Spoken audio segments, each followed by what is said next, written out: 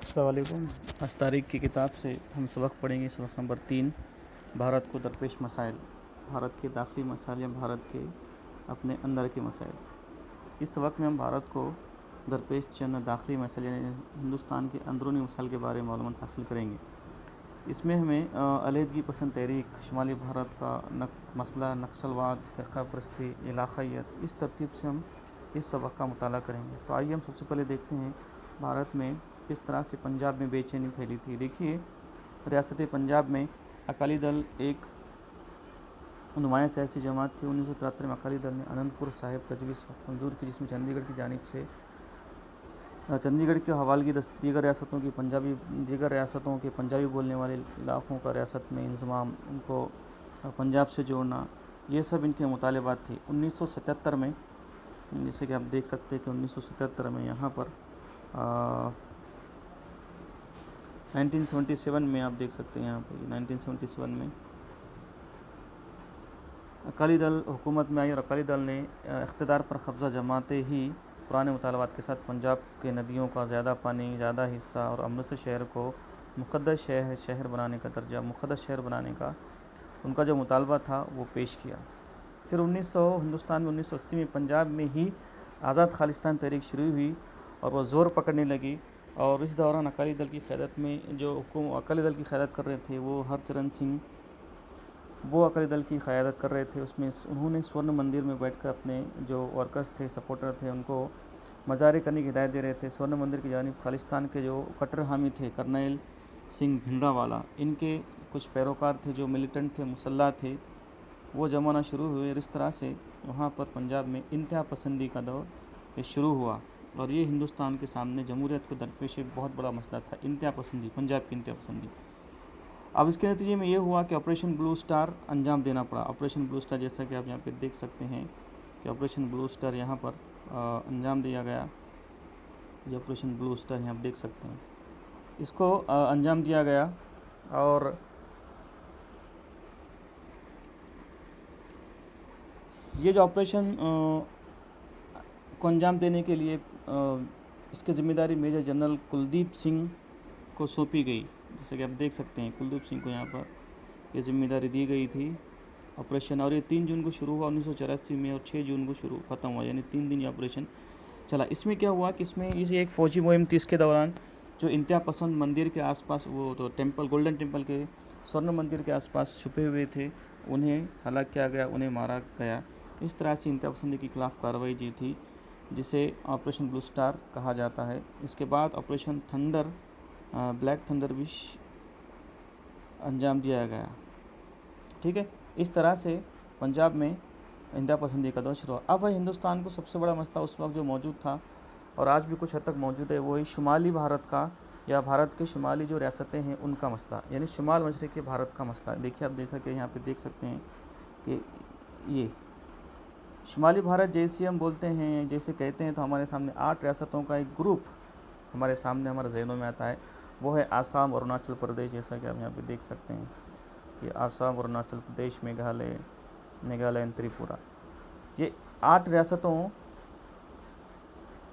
को मिलाकर शुमाल मशरक़ी भारत का इलाक़ा बनता है, जिसे पूर्वांचल भी कहते हैं। देखिए कि इन 8 रियासतों की जो सरहदें हैं वो बैनुल अक़वामी सरहदें कहलाती है, या बैनुल अक़वामी सरहदें इसको टच करती है, इसको मस करती है। अब नस्ल, ज़बान, सकाफ़त, तनु और मुख्तलिफ़ सतहों पर यहाँ के लोगों में और यहाँ के इलाक़ों में इनफरादियत हमें नज़र आती है। अब इन इलाक़ों को और इन इलाक़े में रहने वाले क़बायली लोगों को भारत के मुख्य धारे से जोड़ने के लिए, भारत के कौमी धारे में डालें, जिसे हम मेन स्ट्रीम कहते हैं, इसको जोड़ने के लिए भारत के पहले वज़ीर आज़म पंडित जवाहरलाल नेहरू ने बहुत बड़ा काम अंजाम दिया है। इन्होंने वहाँ के लोगों को, उस इलाक़े को भारत से जोड़ने के लिए 1954 में नीफ़ा यानी नॉर्थ ईस्ट फ्रंटियर एजेंसी, यानी पूर्वांचल का इलाक़ा तश्कील दिया, जो कि भारत और चीन का सरहदी इलाक़ा हमें आज नज़र आता है। उसी तरह से यहाँ पर देखिए, पंडित जवाहरलाल नेहरू ने बेड़ा उठाया और उसे कामयाबी के साथ अंजाम दिया। उसके बाद मिज़ोरम, नागालैंड, आसाम, त्रिपुरा, अरुणाचल प्रदेश, यहाँ पर भी उन्होंने इन इलाक़ों में, इन रियासतों में भी उन्होंने इंज़माम का काम दिया, इन इलाक़ों को भी हिंदुस्तान के मुख्य धारे से जोड़ दिया गया। दूसरा मसला, अब ये तो था हिंदुस्तान के सामने शुमाली मशरक़ी रियासतों का मसला। अब अगर हम दूसरी बात करेंगे, वो है हिंदुस्तान के सामने एक बहुत बड़ा मसला, वो है नक्सलवादी तहरीक, यानी नक्सलिज़म, जैसा कि आप यहाँ पे देख सकते हैं। ये नक्सलवादी तहरीक आज हिंदुस्तान के सामने बहुत बड़ा मसला बनकर खड़ी है। अब ये नक्सलवादी तहरीक शुरू कैसी हुई? तो नक्सलिज़म या नक्सलवादी तहरीक चीन के एक रहनुमा थे जिनका नाम था माओ ज़ेतुंग। उनसे तहरीक पाकर बंगाल के एक ज़िले के अंदर, दार्जिलिंग का एक ज़िला है, वहाँ पे नक्सलबारी नामी इलाक़ा है, उस इलाके से ये तहरीक शुरू, जैसे कि आप यहाँ पे देख सकते हैं, देखिए नक्सलबारी इलाक़ा, उस इलाके से तहरीक का आगाज़ हुआ। और इस तहरीक में जो नक्सलवादी लोग थे, उन्होंने क्या किया कि जो ऐसे किसान कम ज़मीन रखने वाले थे और मज़दूर जो लोग थे, ज़रूरी मज़दूर लोग थे, इन लोगों को उन्होंने एक जगह किया, इन लोगों को मुत्तहिद किया और उन लोगों को अपनी तंजीम में शामिल किया और वो लोग नक्सलवादी कहलाए।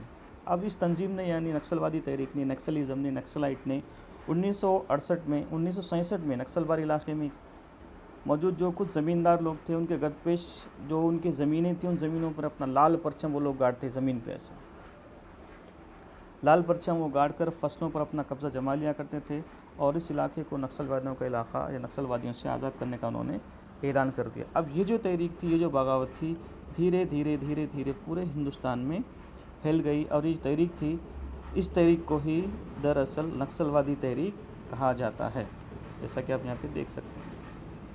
अब देखिए, ज़मींदारों के, महाजनों के, साहूकारों के, ज़मींदारों के हाथों माशी इस्तेसाल के ख़िलाफ़ आवाज़ उठाने के लिए ज़रूरी कमेटियाँ इन लोगों ने बनाई। बड़े ज़मींदारों की ज़मीनों पर कब्ज़ा जमाना, उन्हें कम ज़मीन वाले लोगों में तकसीम करना वगैरह नक्सलवादी तहरीक के मकासद थे। जैसा कि आप यहाँ पे देख सकते हैं, उनके मकासद क्या थे कि जो किसानों का इस्तेसाल हो रहा है, इस्तेसाल को रोकना, ज़मींदारों की ज़मीनों पर, बड़े ज़मींदारों की ज़मीन लेकर छोटे ज़मीन वालों को देना, तो उन लोगों में तकसीम करना, ये इस तहरीक का, नक्सली तहरीक का मकसद था।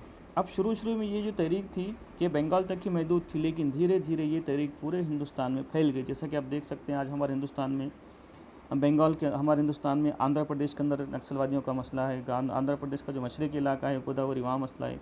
विशाखापट्टनम के कुछ इलाकों में भी नक्सलवादी लोग रहते हैं, वहाँ पर भी नक्सलवादी का मसला। उसी तरह से हमारे महाराष्ट्र में गढ़चिरौली, जैसा कि आप देख सकते हैं, हमारे महाराष्ट्र में गढ़चिरौली और भंडारा चंद्रपुर, इन इलाक़ों में नक्सलवादियों का कब्ज़ा हमें दिखाई देता है। आए दिन वहाँ पर हमारे हिंदुस्तानी फ़ौजियों के साथ, CRPF के साथ, पुलिस वालों के साथ उनकी झड़पें होती रहती है। उसी तरह से तेलंगाना, आंध्रा, महाराष्ट्र, छत्तीसगढ़ वगैरह इलाकों से भी आगे चढ़कर मध्य प्रदेश वगैरह तक ये तहरीक फैल गई है। तो नक्सलवादी, ये नक्सलिज़म, ये हमारे हिंदुस्तान के सामने एक बहुत बड़ा चैलेंज है, बहुत बड़ा मसला है। उसके बाद देखिए, अगर हम देखेंगे कि हिंदुस्तान के सामने एक मसला है, वो है फ़िरक़ा परस्ती का मसला, कम्युनलिज़म। ये देखिए, आप जैसा कि यहाँ पे देख सकते हैं कि फ़िरक़ा परस्ती आज हिंदुस्तान के सामने सबसे बड़ा मसला ये है कि हिंदुस्तान फ़िरक़ा परस्ती ने हमारे मुल्क की इत्तेहाद, एकता और यूनिटी, मोहब्बत को बहुत ख़तरनाक मसाइल से दरपेश किया है। ये एक संगीन मसला बन चुका है हमारे हिंदुस्तान के सामने। तो हिंदुस्तान का अंदरूनी मसला, एक सबसे बड़ा मसला वो है जिसे फ़िरक़ा परस्ती कहा जाता है। इसमें क्या होता है कि फ़िरक़ा परस्ती हमारे मुल्क की इत्तेहाद, एकजुटती और एकता के सामने बहुत बड़ा संगीन मसला बन के उभरा है। फ़िरक़ा परस्ती की बुनियाद में क्या होता है, फ़िरक़ा परस्ती में क्या होता है कि तंग ज़हन और मजहबी तफ़ाख़ुर, यानी एहसास बरतरी कार फरमा होता है। इसमें क्या होता है कि एहसास से बरतरी का उनसर कार फरमा होता है। जैसे कहा जाता है कि हमारे हिंदुस्तान में कि सदियों से हम लोग एक साथ मिल के रहते थे, हमारे मज़ाहिब, ज़बान, रंग, नस्ल सब कुछ अलग अलग होने के बावजूद भी कई सदियों से हम हिंदुस्तान में हम आहंगी के साथ रहने वाले लोग रहते थे हमारे हिंदुस्तानी सब लोग आपस में। लेकिन कहा जाता है कि अंग्रेज़ों ने हमारे हिंदुस्तान में नफ़रतों का बीज बोया है। इसके साथ देखिए, अब ये हुआ मसला कि हिंदुस्तान के किसी भी मुल्क में मज़ाहिब के मानने वाले लोग जो है का रहना, अपने अपने मज़हब पे नाज करना, ये कोई बुरी बात नहीं है। अगर कोई किसी भी मुल्क में रहता है, अपने मज़हब पे, अपने दीन पे, अपने धर्म पे उसको नाज है तो अच्छी बात है। लेकिन जब मजहबी ये जो एहसास बरतरी है वो शिद्दत इख्तियार कर लेती है, तब उसकी नौइयत बदल जाती है और वो दूसरे मज़हब को अदना समझने लगता है। तो ये अपने मज़हब को आला समझना और दूसरे मज़हब को अदना समझना, ये जो जज्बा है ये इंतहाई ख़तरनाक जज्बा है। ये फ़िरक़ा परस्ती की बुनियाद कहलाती है। जैसा कि आप देख सकते हैं, इसे हम मज़हबी अंधापन भी कह सकते हैं, मज़हबी धर्मांधता जिसे कहते हैं। तो ये मज़हबी अंधापन फ़िरक़ा परस्ती की बुनियाद होती है। अपने मज़हब को अच्छे से अच्छा जानना, दूसरे मज़हब का एहतराम नहीं करना, उसको अदना जानना, ये एक बहुत ही नेगेटिव और मनफी जज्बा है जिससे मज़हबी अंधापन पैदा होता है और मज़हबी अंधापन ही फ़िरक़ा परस्ती की बुनियाद होती है। अब मज़हबी अंधेपन की वजह से क्या होता है कि वसी तरी मुल्क मफादात फरामोश किए जाते हैं। सब लोग अपने अपने मज़ाहब के बारे में सोचने लगते हैं। लोगों का एतमाद एक दूसरे से उठ जाता है। दूसरे लोगों को शक की नज़र से देखने लगते हैं। लोग एक दूसरे के त्योहारों में भी शरीक होने से बचते हैं, नहीं जाते हैं। तो मुल्क का शहरी होने की हैसियत से अपने जायज़ मुतालबात हक़ूक़ के लिए मुनज़्ज़म होना ये नामुमकिन हो जाता है। इस वजह से मज़हबी अंधापन की वजह से जो गर्दपेश जो वाक़यात इंसान की तरफ से देखने का नज़रिया भी मनफी तौर पर तब्दील होता है। कि दरअसल क़िस्सा अल-मुख्तसर ये कि हमारे हिंदुस्तान के सामने जैसे नक्सलवादी की तहरीक का एक मसला है, इंतहा पसंदी का एक मसला है पंजाब के अंदर, जैसे हमने देखा 1960, फिर 1980 का दौर ब्लू स्टार ऑपरेशन, उसके बाद हिंदुस्तान में नक्सलवादी तहरीक, फिर फ़िरक़ा परस्ती, ये हिंदुस्तान के सामने एक बहुत बड़ा चैलेंज, बहुत बड़ा मसला हमारे हिंदुस्तान का अंदरूनी बन गया है। इससे क्या होता है इससे क्या होता है फ़िरक़ा परस्ती से कि कुछ लोग माशी और समाजी मसाइल को भी अपने मज़हब के ऐनक से देखने लगते हैं। हर मज़हब के कुछ लोग को ये लगता है, हर मज़हब के मानने वालों को ये लगता है कि यार एक मख़सूस मज़हब के लोगों से ताल्लुक़ रखने वाले लोग, उनको सियासी तौर पे बेवज़न कर दिया जा रहा है, उनको सियासी तौर पे कोई हुकूक नहीं दिए जा रहे हैं, हमारे साथ नाइंसाफ़ी हो रही है, दूसरे लोगों के साथ, दूसरे मज़हब के मानने वालों के साथ मोहब्बत से पेश आया जा रहा है, उन्हें बहुत सारी रियायतें दी जा रही है। इस तरह के जज्बात उभरने लगते हैं जो कि हमारे मुल्क के लिए, किसी भी मुल्क के लिए, एकजहती के लिए, इत्तेहाद के लिए बहुत बड़ा ख़तरा बन सकते हैं।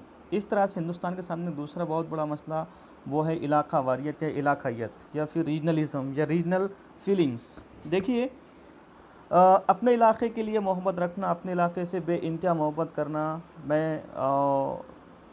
एक अच्छी बात है, लेकिन जब यही जज्बा, अपने इलाका वारियत का जज्बा, अपने इलाके से, अपने ज़बान से, अपनी तहज़ीब, अपनी ज़बान से जज्बा जब एहसास बरतरी के हद को जाता है और दूसरे के इलाके को, दूसरे की ज़बान को जब हम कमतर और अदना समझते हैं, तो ये जज्बा मनफी जज्बा कहलाता है।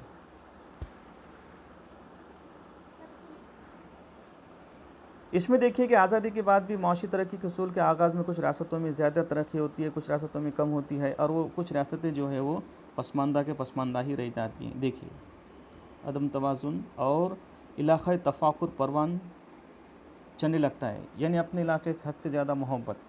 जैसा कि मैं मराठी हूँ, मैं बंगाली हूँ, मैं तेलुगु हूँ, इस तरह से एक अलग पहचान बनाना, लेकिन मैं बंगाली मराठी इलाके के अलावा आला हूँ, ये जज्बा इलाक़ायत के बेजा तफ़ाकुर का इज़हार है।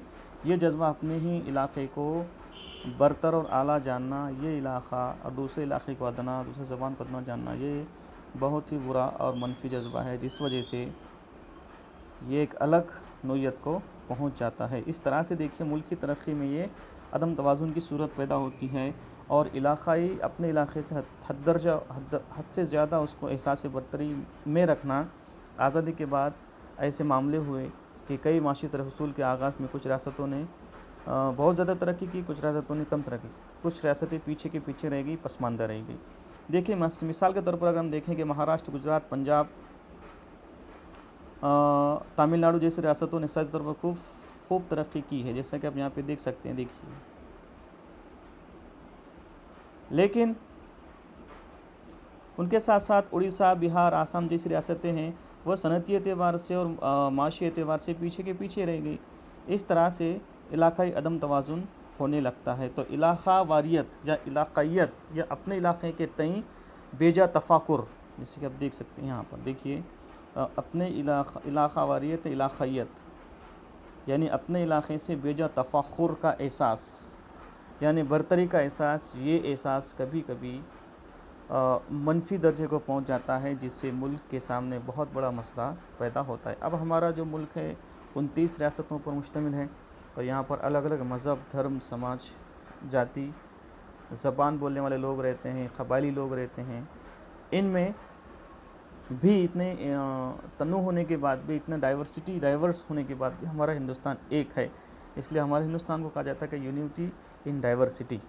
ठीक है, इस तरह से हमारे हिंदुस्तान के सामने बहुत सारे मसाइल मौजूद हैं और हम देखते हैं कि इलाके की जो इलाकायत, इलाका वरीयत की चपेट में तरक्की याफ्ता, गैर तरक्की याफ्ता दोनों रियासतें आ सकती है। क्योंकि देखिए कि तरक्की याफ्ता रियासतों के जहन में अपने तरक्की याफ्ता होने की वजह से हमारे इलाके की तारीख सकाफ़त ही आला है, ये एहसास बरतरी पैदा होता है। जिसकी वजह से क्या होता है कि गैर तरक्की याफ्ता जो रियासतें हैं, जो उनके वहाँ पे रहने वाले जो लोग हैं, वो ख़ुद को कमतर समझने लगते हैं। अपनी तरक्की के फ़ायदे में वो गैर तरक्की याफ्ता रियासतों के लोगों को शामिल नहीं करते।